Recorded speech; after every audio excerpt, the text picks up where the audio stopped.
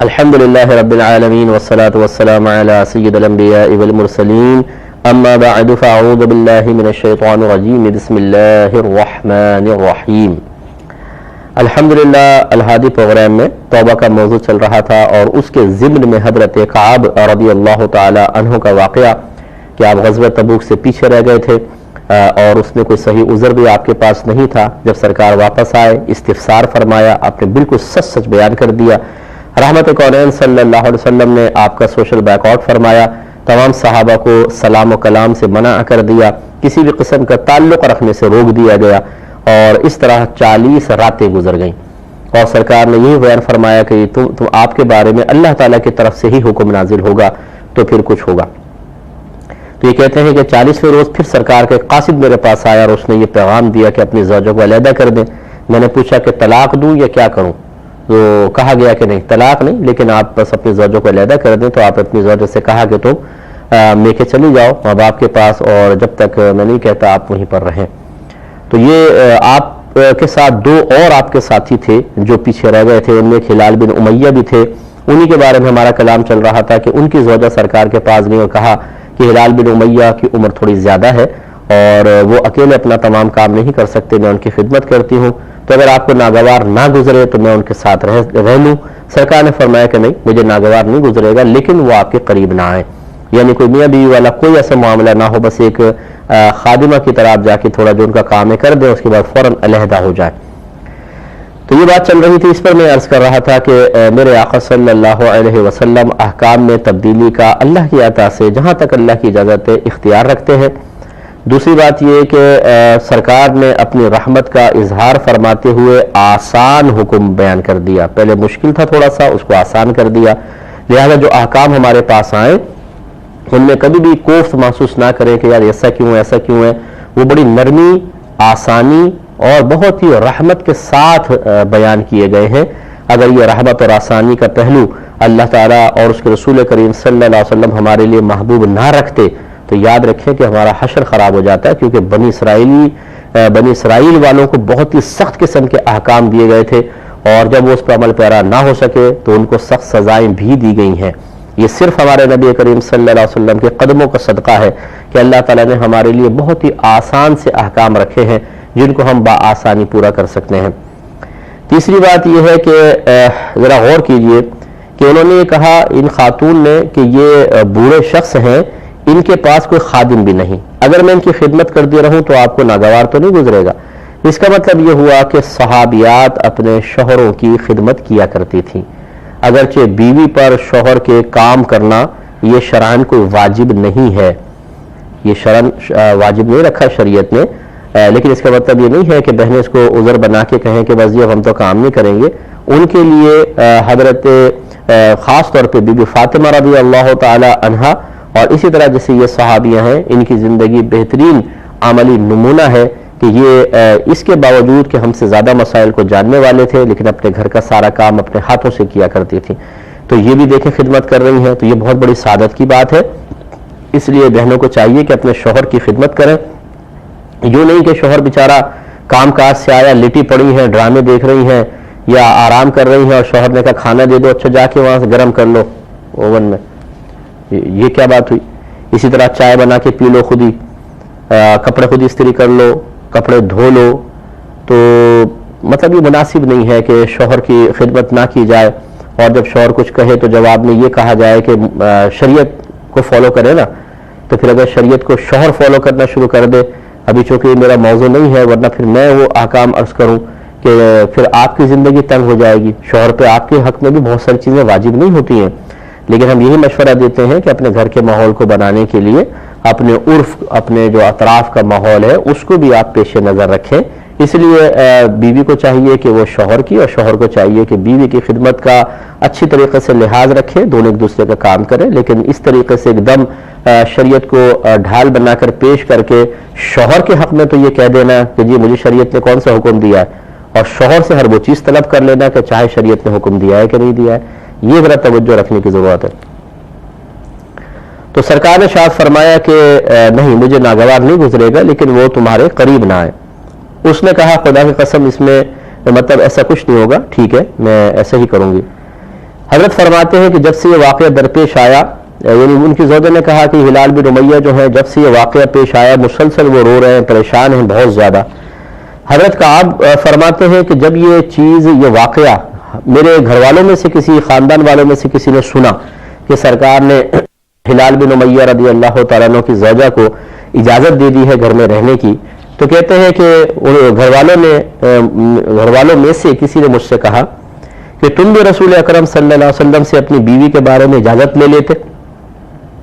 ہلال بن امیہ کی بیوی کو آپ نے اس کی خدمت کی اجازت دے دی ہے۔ تو میں نے کہا کہ قسم بخدا میں اس بارے میں رسول اکرم صلی اللہ علیہ وسلم سے اجازت نہیں لوں گا، یعنی مکمل آزمائش پہ پورا اتروں گا تاکہ میرا اللہ تعالیٰ مجھ سے راضی ہو جائے، میرے سرکار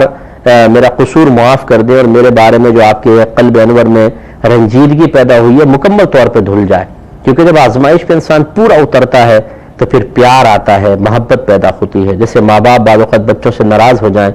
اب بچہ کوئی بدتمیزی نہ کرے، جواب میں خدمت کرتا رہے تسلسل سے، تو پھر ایک دن ایسا آتا ہے کہ ماں باپ بھی کہتے ہیں کہ نہیں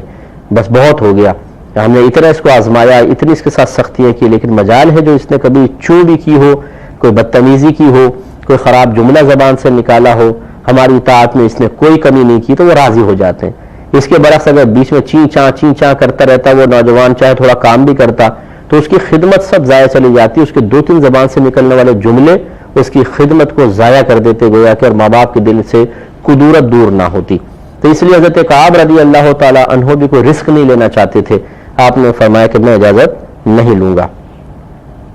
اور کہتے ہیں مجھے یہ بھی نہیں معلوم کہ آپ مجھے کیا جواب دیں گے، ہو سکتا ہے مجھے منع کر دیں، تو بس کیا ضرورت ہے، میں سرکار کے پاس نہیں جاتا ہوں۔ کہتے ہیں کہ اسی حالت میں 10 راتیں اور گزر گئیں، یعنی کل 50 ہو گئیں۔ 50ویں رات کی صبح کو میں نے گھر کی چھت پر صبح کی نماز پڑھی، اور میں بالکل اسی حالت میں بیٹھا ہوا تھا جس کا اللہ تعالیٰ نے قرآن پاک میں ذکر فرمایا ہے، یعنی جو ابھی آئے گی آیت کریمہ۔ میں اپنی جان سے بیزار ہو چکا تھا اور زمین کشادگی کے باوجود مجھ پر تنگ ہو چکی تھی۔ اچانک میں نے سلعن ایک پہاڑی کا نام تھا، میں نے سلعہ پہاڑی پر بلند آواز سے ایک آواز دینے والے کی آواز سنی جو آواز بلند کر کے کہہ رہا تھا، اے کعب بن مالک تمہیں خوشخبری ہو۔ تو یہ عربوں کا طریقہ تھا کہ کسی اونچی جگہ پہ کھڑے ہو گئے، کیونکہ لاؤڈ اسپیکر تو تھے نہیں، وہ بلند آواز سے جب کہتے تھے تو چھوٹا سا تو حجم کے اعتبار سے چھوٹا، عظمت کے اعتبار سے بہت بڑا مدینہ منورہ تھا، تو وہ عموماً پورے علاقے میں آواز پھیل جایا کرتی تھی۔ تو اس نے بلند آواز سے کہا کہ اے کعب بن مالک تمہیں خوشخبری ہو۔ یہ سن کر میں سجدے میں گر پڑا اور مجھے معلوم ہو گیا کہ فراخی کا وقت آ چکا ہے۔ رسول اکرم صلی اللہ علیہ وسلم نے نماز فجر کے بعد لوگوں میں اعلان فرما دیا کہ اللہ تبارک و تعالیٰ نے ہماری توبہ قبول کر لی ہے۔ لوگ ہمیں خوشخبری دینے لگے، میرے ساتھیوں کی طرف بھی خوشخبری دینے والے جانے لگے، یعنی وہ 2 ساتھی جو مزید تھے۔ ایک شخص گھوڑا دوڑاتا ہوا میرے پاس آیا، اسلم قبیلے سے ایک آدمی دوڑ کر پہاڑ پر چڑھ گیا، اس کی آواز گھوڑے سے زیادہ تیز تھی، یعنی گھوڑا والا جو قاصد میرے پاس آ رہا تھا اس کی آواز مجھ تک پہلے پہنچ گئی۔ جب وہ شخص جس کی میں نے آواز سنی تھی مجھے خوشخبری دینے آیا تو میں نے اپنے کپڑے اتار کر اسے پہنا دیے، یعنی تحفتاً دے دیے، خوش ہو گیا میں۔ یہ اس خوشخبری کا صلہ تھا۔ اللہ کی قسم میں اس وقت صرف ان 2 کپڑوں کا مالک تھا۔ پھر میں نے، یعنی فی الحال ایک ہی جوڑا میرے پاس موجود تھا، باقی باغات وغیرہ تو تھے، جیسے پہلے آپ نے ذکر فرمایا، مویشی تھے، باغات تھے اور سواریاں تھیں، لیکن اس ایک جملے سے آپ یہ دیکھیے کہ صحابہ ٹھیک ہے دیگر مال ہے لیکن بہت ہی قناعت پسند تھے اور قلیل مال اپنے پاس رکھنا پسند فرماتے تھے۔ تو یہ کہتے ہیں کہ خدا کی قسم میں اس وقت صرف ان 2 کپڑوں کا مالک تھا، پھر میں نے 2 کپڑے ادھار لے کر پہنے اور رسول اکرم صلی اللہ علیہ وسلم کی خدمت میں حاضری دینے چل پڑا۔ لوگوں نے فوج در فوج مجھ سے ملاقات کی، ہجوم لگ گیا، کیونکہ یہ آیت نازل ہوئی ہے، 50 راتیں گزری ہیں اور 50 راتوں میں ہر رات جو ہے وہ صحابہ بھی انتظار کر رہے ہیں کہ کعب کے بارے میں کیا نازل ہوتا ہے کیا نہیں، اور صحابہ کرام سب کے سب آپس میں بڑا پیار اور محبت رکھنے والے تھے، رحماء بینہم، آپس میں ایک دوسرے سے رحم کرنے والے، پیار کرنے والے، محبت کرنے والے تھے۔ تو اب جب ایک بھائی کو خوشخبری ملی تو سارے خوش ہو گئے ہیں اور آ کر ملاقات کر رہے ہیں۔ تو کہتے ہیں کہ لوگوں نے فوج در فوج مجھ سے ملاقات کی اور قبولیت توبہ کی مبارکباد دینے لگے۔ وہ کہہ رہے تھے کہ مبارک ہو، اللہ تعالیٰ نے تمہاری توبہ قبول فرمائی ہے۔ میں مسجد میں پہنچا تو دیکھا رسول اللہ صلی اللہ علیہ وسلم تشریف فرما ہے اور لوگ آپ کے ارد گرد بیٹھے ہوئے ہیں۔ طلحہ بن عبید اللہ رضی اللہ تعالیٰ عنہ تیزی سے میری طرف لپکے، مجھ سے مصافحہ کیا اور مبارکباد دی۔ اللہ کی قسم مہاجرین میں سے ان کے سوا کوئی نہیں اٹھا، یعنی وہ جذبے میں اٹھ کر آئے، باقی سب سرکار کی خدمت میں ادباً بیٹھے رہے۔ راوی کہتے ہیں کہ حضرت کعب حضرت طلحہ کی اس عنایت کو کبھی فراموش نہیں کرتے تھے، یعنی ان کو زیادہ سی خوشی ہوئی کہ باقی سب بیٹھے رہے، یہ آئے ہیں تو زیادہ اس کو بھی احسان مانتے تھے۔ حضرت کعب فرماتے ہیں کہ جب میں نے نبی اکرم صلی اللہ علیہ وسلم کی خدمت میں سلام عرض کیا تو حالت یہ تھی کہ آپ کا چہرہ انور خوشی سے تمتما رہا تھا، یعنی چمک رہا تھا خوشی سے، آپ کے چہرے سے خوشی جھلک رہی تھی۔ اب غور کریں کہ توبہ غلام کی قبول ہوئی ہے، ایک آپ کے صحابی کی قبول ہوئی، خوشی سرکار کو ہو رہی ہے۔ بس یہ یاد رکھیں، یہ بہت بنیادی چیز ہے کہ جب آپ اور میں توبہ کرتے ہیں، گناہ ہم نے کیا تھا، قصور ہمارا تھا، توبہ کریں گے تو انعام بھی ہمیں ملے گا، لیکن اس سے نبی کریم صلی اللہ علیہ وسلم بڑے خوش ہوتے ہیں، کیونکہ آپ ہم سے ایک باپ سے زیادہ، جیسے ایک سگا باپ ہوتا ہے اس سے زیادہ محبت فرماتے ہیں، ماؤں سے زیادہ محبت رکھتے ہیں۔ آپ کا امتی جب اپنی جان پر ظلم کر بیٹھے سرکار رنجیدہ ہوتے ہیں، اور جب وہ توبہ کی طرف مائل ہوتا ہے تو سرکار بہت ہی خوش ہوتے ہیں۔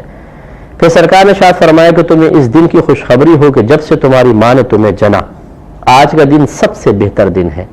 یعنی جب سے آپ کی والدہ نے آپ کو پیدا کیا اس سے لے کر آج تک یہ دن جو ہے آپ کا لیے سب سے بہترین اور سب سے بڑی خوشخبری کا دن ہے۔ میں نے عرض کی یا رسول اللہ صلی اللہ علیہ وسلم، آپ کی طرف سے یا اللہ تعالیٰ کی طرف سے، یعنی جو اظہار کرم ہوا ہے، توبہ کی قبولیت ہے، یہ آپ نے قبول کی ہے یا اللہ کی طرف سے کوئی باقاعدہ حکم نازل ہوا؟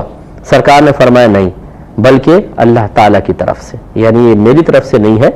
اللہ تعالیٰ کی طرف سے ہے۔ جب اللہ کی طرف سے ہے تو میری طرف سے بھی ہے۔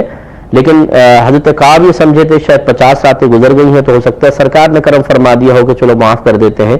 تو یہی پوچھنا چاہ رہے تھے کہ کیا آسمان اللہ تعالیٰ کی طرف سے کوئی آیت نازل ہوئی ہے یا آپ نے آیت کے نزول سے پہلے از خود مجھ پر اظہار کرم فرمایا؟ تو سرکار نے شاد فرمایا نہیں، بلکہ اللہ تعالیٰ کی طرف سے۔ اس میں واضح اشارہ ہے کہ کر تو سرکار بھی سکتے تھے، لیکن آپ انتظار فرماتے رہے کہ اللہ کی طرف سے حکم نازل ہو۔ اور اس میں حکمت یہ تھی کہ اگر سرکار صلی اللہ علیہ وسلم آپ کے بارے میں نرم رویہ اختیار کرتے تو بعد میں منافقین کو کہنے کا موقع کچھ مل سکتا تھا۔ اس لیے سرکار چاہتے تھے کہ اگر میرے کسی صحابی سے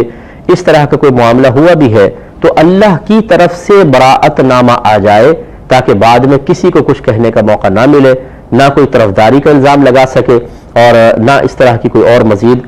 حرکت ہو کہ جس سے لوگوں میں بدگمانیاں پیدا ہوں۔ تو آپ نے فرمایا نہیں، بلکہ اللہ تعالیٰ کی طرف سے۔ اور رسول اکرم صلی اللہ علیہ وسلم جب خوش ہوتے تھے تو خوشی سے آپ کا چہرہ انور دمک اٹھتا تھا، گویا کہ چاند کا ایک ٹکڑا ہو۔ واہ، صحابہ کرام کیسے سرکار کے چہرہ انور کو ملاحظہ کر کے آپ کی عادت کریمہ کا اندازہ کیا کرتے تھے۔